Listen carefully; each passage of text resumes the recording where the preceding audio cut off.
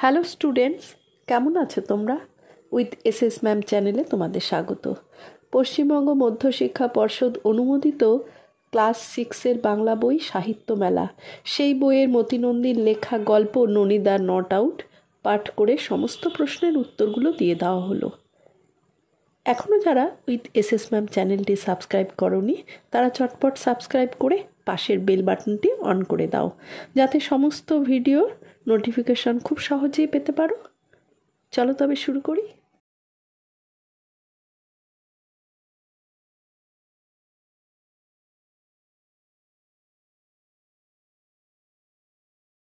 রূপলী সংঘের সঙ্গে সিসিএইচের হাড্ডাহাড্ডি শুরু 25 বছর আগে শনিবারের একটা ফ্রেন্ডলি হাফডে খেলা থেকে।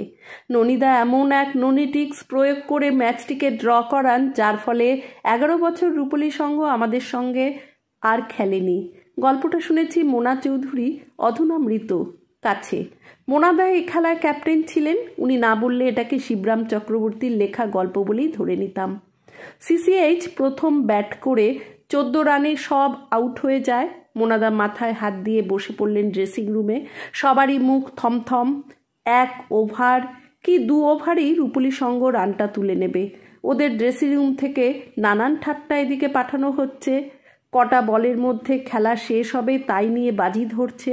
রূপলীর ক্যাপ্টেন এসে বলল, মোনা, আমরা সেকেন্ড ইনিংস খেলে জিততে চাই, রাজি?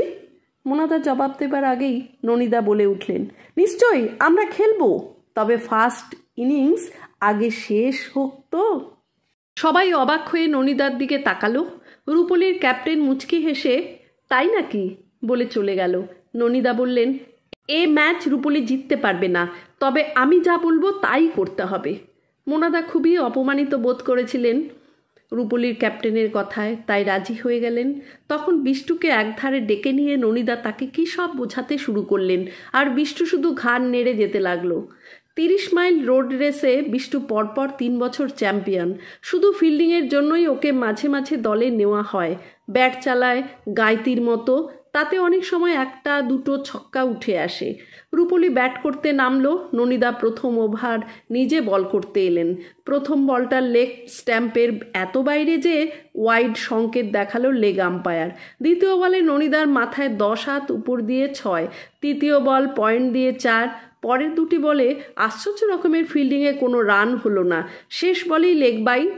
বিষ্টু লং অন থেকে ডিপ ফাইন লেগে যেভাবে দৌড়ে এসে বল ধরে, তাতে নাকি রোম অলিম্পিকের 100 মিটারে সোনার মেডেল পাওয়া যেত। তা না পেলেও বিষ্টু নির্ঘাত বাউন্ডারি বাঁচিয়ে যখন উইকেট কিপারকে বল ছুড়ে দিল, রূপলীর 2 ব্যাটসম্যান তখন 3টি রান শেষ করে হাঁপাচ্ছে। ওভার শেষ, স্কোর এখন সমান সমান। দু দলেরই 14। বিষণ্ণতায় সিসিএইচের সকলের মুখ ম্লান। শুধু ননিদার মুখে কোনো বিকার নেই। সাধারণত অতুল মুখুর্জেই এরপর বল করে। সে এগিয়ে আসছে, কিন্তু হাত তুলে নিষেধ করে ননিদা বল দিলেন বিষ্টুর হাতে। সবাই অবাক, বিষ্টু তো জীবনে বল করেনি। কিন্তু কথা দেওয়া হয়েছে, ননিদা যা বলবেন তাই করতে হবে। বিষ্টু গুনে গুনে 26 কদম গিয়ে মাটিতে বুটের ডগা দিয়ে বোলিং মার্ক কাটল। ব্যাটসম্যান খেলার জন্য তৈরি। বিষ্টু তারপর উইকেটের দিকে ছুটতে শুরু করলো। বোলিং ক্রিজে পৌঁছবার আগে অদ্ভুত এক কাণ্ড ঘটল। বিষ্টু আবার পিছু হটতে শুরু করেছে। তারপর গোল হয়ে ঘুরতে শুরু করলো। সারা মাঠ অবাক, শুধু ননিদা ছাড়া। বিষ্টুকে পাগল হয়ে গেল। ঘুরছে, পাক খাচ্ছে, ঘুরছে, আবার পাক খাচ্ছে, লাফাচ্ছে, বোলিং মার্কে ফিরে যাচ্ছে, ডাইনে যাচ্ছে, বায়ে যাচ্ছে, কিন্তু বল হাতেই রয়েছে। একই ব্যাপার। রূপলীর ব্যাটসম্যান কোমরে হাত দিয়ে দাঁড়ালো। বোলার এভাবে ছুটোছুটি করছে কেন? ননিদা গম্ভীর হয়ে বললেন, বল করতে আসছে। এসে পৌঁছবে কখন? 5টার পর, যখন খেলা শেষ হয়ে যাবে। এরপরই আম্পায়ারকে ঘিরে তর্কাতর্কি শুরু হলো।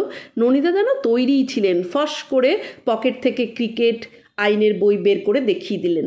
বোলার কতক্ষণই দূরত্ব ছুটে এসে বল করবে সে সম্পর্কে কিছু লেখা নেই।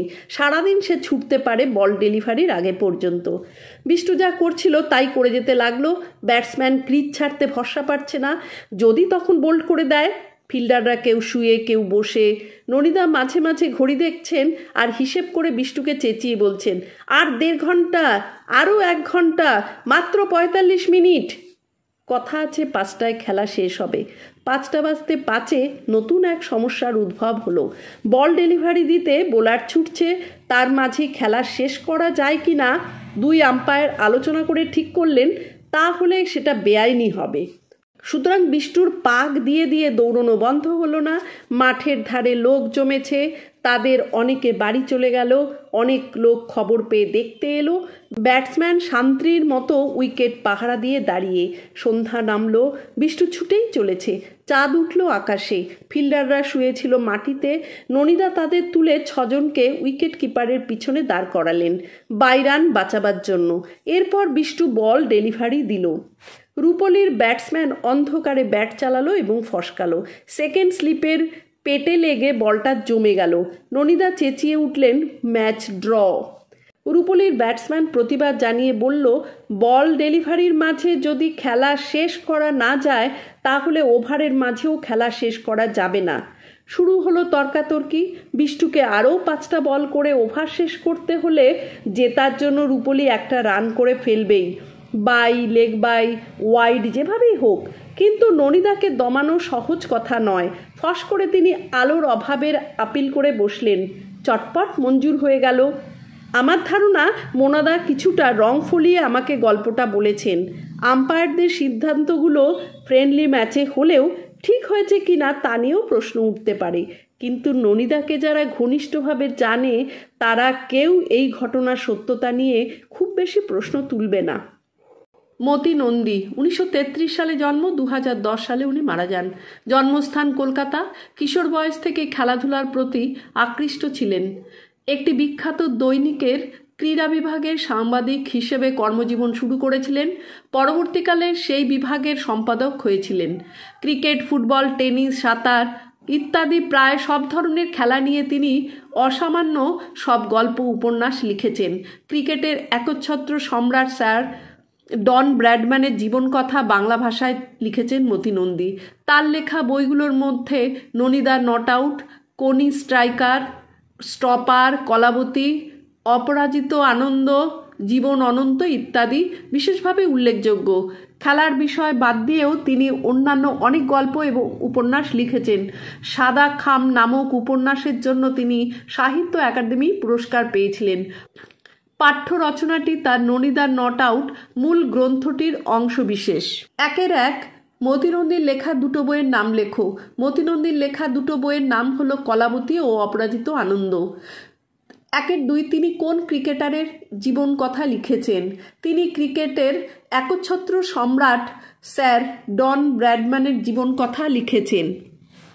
2 প্রশ্নটি নিচের শব্দগুলোর বর্ণ বিশ্লেষণ করে মৌলিক ও যৌগিক বর্ণগুলোকে ছকের ঠিক ঠিক ঘরে বসাও।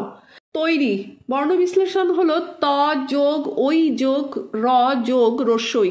মৌলিক বর্ণ হলো ত, র, রস্যই। যৌগিক বর্ণ হলো ঔ। পৌঁছাবার বর্ণ বিশ্লেষণ হলো প যোগ ঔ যোগ ছ যোগ অ যোগ র যোগ আ যোগ র যোগ অ। মৌলিক বর্ণ হলো প, ছ, অ, ব, আ, র, অ। যৌগিক বর্ণ হলো ঔ। দৌড়ানো দ যোগ ঔ যোগ র যোগ আ যোগ ন যোগ ও। মৌলিক বর্ণ হলো দ, র, আ, ন, ও এবং যৌগিক বর্ণ হলো ঔ। চৌধুরী চ যোগ ঔ যোগ ধ যোগ উ যোগ র যোগ রস্যই। মৌলিক বর্ণ হলো চ, ধ, রস্যু, র, রস্যি। যৌগিক বর্ণ হলো ও। 3 প্রশ্নটি নিচের বিশেষ্যগুলোকে বিশেষণ এবং বিশেষণগুলোকে বিশেষ্যে রূপান্তরিত করে লেখো। খেলা, খেলা হলো বিশেষ্য, খেলোয়াড় হলো বিশেষণ। জবাব হলো বিশেষ্য, জবাবই হলো বিশেষণ। অপমানিত হলো বিশেষণ, অপমান হলো বিশেষ্য। বিষণ্ণতা হলো বিশেষ্য, বিষণ্ণ হলো বিশেষণ। উদ্ভব হলো বিশেষ্য, উদ্ভূত হলো বিশেষণ। 4 প্রশ্নটি 4, 5, 11, 25, 30 এই শব্দগুলোকে ব্যাকরণগতভাবে আমরা কি বলি? এদের পূরণবাচক রূপটি লেখো। এগুলোকে সংখ্যাবাচক শব্দ বলা হয়। 4 হলো চতুর্থ, 5 হলো পঞ্চম, 11 হলো একাদশ, 25 হলো পঞ্চদশ, 30 হলো ত্রিংশ। 5 দাগের প্রশ্নটি নিচের শব্দগুলো থেকে উপসর্গ পৃথক করে দেখাও এবং তা দিয়ে নতুন শব্দ তৈরি করে লেখো। প্রতিশব্দ হলো উপসর্গ হলো প্রতি এবং নতুন শব্দ হলো প্রতিরোধ। হাফ ডে, হাফ হলো এখানে উপসর্গ আর নতুন শব্দ হলো হাফ ডজন।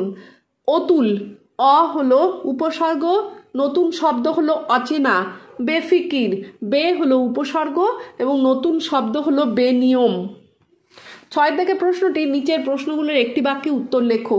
6-1 রূপলী সংঘের সঙ্গে কাদের খেলা হয়েছিল? রূপলী সংঘের সঙ্গে CCH এর খেলা হয়েছিল। 6-2 খেলাটিতে ক্যাপ্টেন কে ছিলেন? উত্তর হবে রূপলীর মোনা চৌধুরী ছিলেন ক্যাপ্টেন। 6-3 CCH এর খেলোয়াড়দের মুখ ম্লান হয়ে গেছিল কেন? CCH এর প্রথম ব্যাট করে 14 রানে সব আউট হয়ে যাওয়ায় খেলোয়াড়দের মুখ ম্লান হয়ে গিয়েছিল। বোলিং ক্রিজে পৌঁছাবার আগে বিষ্ণু কি কাণ্ড করেছিল? উত্তর হবে বোলিং ক্রিজে পৌঁছাবার আগে বিষ্ণু পিছু হটে গোল হয়ে ঘুরতে শুরু করেছিল। 6-5 ব্যাটসম্যান ক্রিজ ছাড়ছিল না কেন?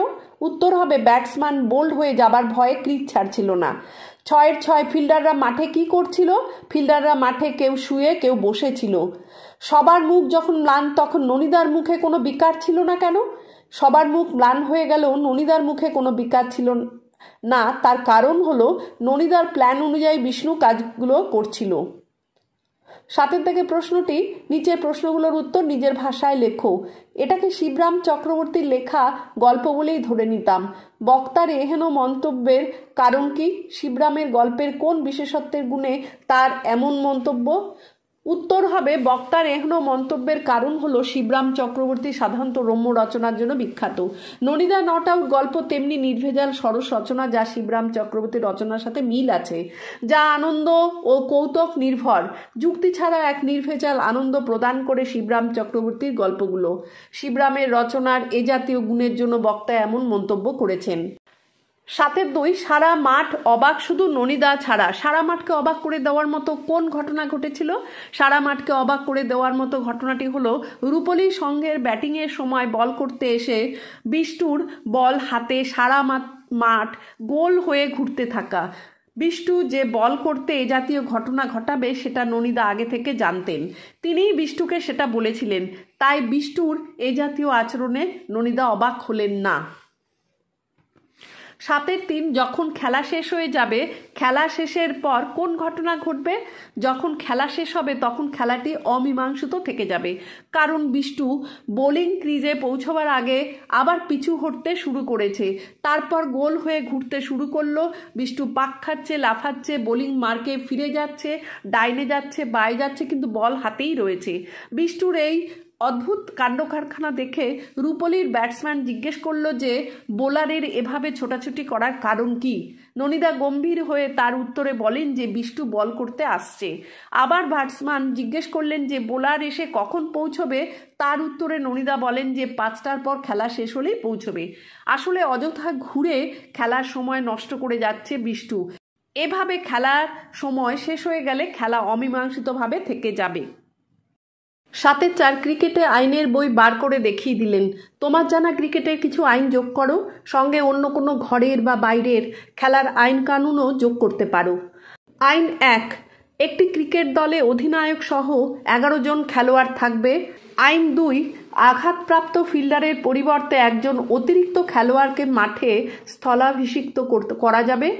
আইন 3, খেলায় 2 জন আম্পায়ার থাকেন। আইন 4, 2 জন স্কোরার থাকে, তারা আম্পায়ার দ্বয়ের কাছ থেকে প্রদত্ত সংকেত গ্রহণপূর্বক স্কোর কার্ডে অন্তর্ভুক্ত করেন। অন্যান্য খেলার আইন কানুন: লুডো, ছক্কা পড়লে গুটি 6 ঘর এগোবে, পুট পড়লে 1 ঘর এগোবে গুটি, 3 বার পরপর 6 পড়লে সেটা বাতিল বলে গণ্য হবে। হকি, মুখোমুখি 2 খেলোয়াড়, প্রতিটি দলের একজন তাদের মধ্যেকার মাটিতে বল নিয়ে একে অপরের মুখোমুখি হন, পর্যায়ক্রমে মাটি এবং তারপরে তারা প্রতিপক্ষের লাঠিতে 3 বার টোকা দেওয়ার পরে প্রতিটি খেলোয়াড় বলটি আঘাত করার চেষ্টা করে, এভাবে এটি খেলার মধ্যে রাখে। বল মাঠের বাইরে চলে গেলে খেলায় রাখার বিভিন্ন বিধান রয়েছে। Football, foul, handball, penalty. 7-5 আম্পায়ারকে ঘিরে তর্কাতর্কি শুরু হলো। আম্পায়ারকে ঘিরে তর্কাতর্কি শুরু হয়েছিল কেন? মাঠে চূড়ান্ত অস্থিরতার সময় ননিদা কেমন ভূমিকা নিলেন? খেলাটা অমীমাংসিত করার উদ্দেশ্যে ননিদার কথা মতো বিষ্টু বল করতে এসে মাঠের মধ্যে পাক খেতে শুরু করে। অনেকক্ষণ ধরে এহেন আচরণ দেখে রূপলীর ব্যাটসম্যান জিজ্ঞেস করলো যে বল না করে বল হাতে নিয়ে বোলার এভাবে ঘুরছে কেন? উত্তরে ননিদা বলেন যে বোলার বল করতে আসছে, কখন সে পৌঁছবে জানতে চাইলে ননিদা বলেন যে 5টার পর খেলা শেষ হলে। এরপরই আম্পায়ারকে ঘিরে তর্কাতর্কি শুরু হয়ে গিয়েছিল। ননিদা যেন তৈরিই ছিলেন। পকেট থেকে ক্রিকেট আইনের বই বার করে দেখিয়ে দিলেন যে বইতে লেখা নেই যে বোলার কতক্ষণই দূরত্ব ছুটে এসে বল করবে, সারাদিন সে ছুটতে পারে বল ডেলিভারির আগে পর্যন্ত। 7-এর 6 নতুন এক সমস্যার উদ্ভব হলো। নতুন সমস্যাটি কি? যেহেতু কথা ছিল 5টায় খেলা শেষ হবে, কিন্তু বল ডেলিভারি দিতে বোলার ছুটছে, এই সময় মাঝপথে খেলাটা শেষ ঘোষণা করাটা কি ঠিক হবে কিনা, সেটাই ছিল নতুন এক সমস্যা। 7-এর 7 এরপর বিষ্টু বল ডেলিভারি দিল। বল ডেলিভারির আগে বিষ্টু যা যা ঘটনা ঘটায় তা বিবৃত করো। রূপলী সঙ্গের ব্যাটিংয়ের সময় বিষ্টু দ্বিতীয় ওভার বল করতে এলো। প্রথম বিষ্টু গুনে গুনে 26 কদম গিয়ে মাটিতে বুটের ডগা দিয়ে বোলিং মার কাটলো। ব্যাটসম্যান খেলার জন্য তৈরি, কিন্তু বিষ্টু তারপর উইকেটের দিকে ছুটতে শুরু করলো। বোলিং ক্রিজে পৌঁছাবার আগে বিষ্টু আবার পিছু হটতে শুরু করেছে। বল হাতে বোলিং ক্রিজে পৌঁছানোর আগে বিষ্টু গোল হয়ে সারা মাঠ ঘুরতে শুরু করলো। বিষ্টু ঘুরছে, পাক খাচ্ছে, আবার ঘুরছে, লাফাচ্ছে, ডাইনে বায়ে যাচ্ছে, কিন্তু বল হাতে নিয়ে ডেলিভারি করছে না। অবশেষে 5টা বাজতে 5 মিনিটের সময় আকাশে চাঁদ ওঠার পর বিষ্টু বল ডেলিভারি দিল। 7-এর 8 চটপট মঞ্জুর হয়ে গেল। কোন আবেদন মঞ্জুর হয়ে গেল? আলোর অভাবের আপিল মঞ্জুর হয়ে গেল। আবেদনকারী কে ছিলেন? আবেদনকারী ছিলেন ননিদা। তার এমন আবেদনের কারণ কি ছিল? ননিদার এমন আবেদন করার বেশ যুক্তিসঙ্গত কারণই ছিল, কারণ ননিদার মূল উদ্দেশ্য সিসিএইচকে পরাজয়ের হাত থেকে উদ্ধার করা, কিন্তু বিপক্ষ রূপলী দলে জেতার সম্ভাবনাও বেশি। এই পরিস্থিতিতে কৌশল অবলম্বন করলেন ননিদা। নিজের দলের খেলোয়াড় বিষ্টুকে দিয়ে বল করালেন, কিন্তু তা অকারণ সময় নষ্ট করা বিকাল 5টা পর্যন্ত। 5টার পর বল ডেলিভারি দেওয়া হবে। বল ডেলিভারি যখন হলো আর ননিদা ম্যাচ ড্র বলে চেঁচিয়ে উঠলেন, রূপালীর ব্যাটসম্যান প্রতিবাদ জানিয়ে বলল বল ডেলিভারির মাঝে যদি খেলা শেষ করা না যায় তাহলে ওভারের মাঝেও খেলা শেষ করা যাবে না। শুরু হলো আবার তর্কাতর্কি। বিষ্টুকে আরও 5টা বল করে ওভার শেষ করতে হলে জেতার জন্য রূপলী একটা রান করে ফেলবেই যেভাবেই হোক, আর তার ফল হলো রূপলীর হাতে সিসিএইচের পরাজয়। এই পরিস্থিতিতে ননিদা আলোর অভাবের আপিল করলেন, তা মঞ্জুরও হয়ে গেল। অর্থাৎ পরাজয়ের হাত থেকে রক্ষা পাওয়ার জন্য যত রকম কৌশল অবলম্বন করা যায় তা করেছেন ননিদা। 7-এর 9 তারা কেউ এই ঘটনার সত্যতা নিয়ে খুব বেশি প্রশ্ন তুলবে না। কোন ঘটনার কথা বলা হয়েছে? মোনা চৌধুরীর মুখ থেকে শোনা রূপলী সংঘ ও সিসিএইচের ফ্রেন্ডলি হাফ ডে খেলার কথা বলা হয়েছে। যে ঘটনার সত্যাসত্য নিয়ে প্রশ্ন উঠতে পারে কেন বলে বক্তার মনে হয়েছে, মোনা চৌধুরীর কাছে থেকে শোনা ঘটনাটি এমনই অবাস্তব বা সরস গল্প যে সেটি সত্যাসত্য নিয়ে প্রশ্ন উঠতে পারে। গল্পগতকে নিজেরই শিবরাম চক্রবর্তীর লেখা গল্পের মতো মনে হয়েছে। পাঠ্যাংশটি পড়ে তোমার মনে জাগা প্রশ্নগুলি লেখো। সত্যাসত্য নিয়ে প্রশ্ন ওঠার কারণ, এই জাতীয় ঘটনা ক্রিকেট খেলায় অবাস্তব। ননিদা কিভাবে খেলার মাঝে আইনের বই বের করে নিজস্ব মতামত দিতে পারে? বিষ্টু বিকেল 5টা পর্যন্ত বল নিয়ে ছুটোছুটি করেছে মাঠে, এটাও গ্রহণযোগ্য নয়। খেলা চলাকালীন ফিল্ডাররা কখনো মাঠে শুয়ে বসে থাকতে পারে না। খেলার মাঝে ননিদার কথাই চূড়ান্ত ঘোষণা, এটাও মেনে নেওয়া যায় না।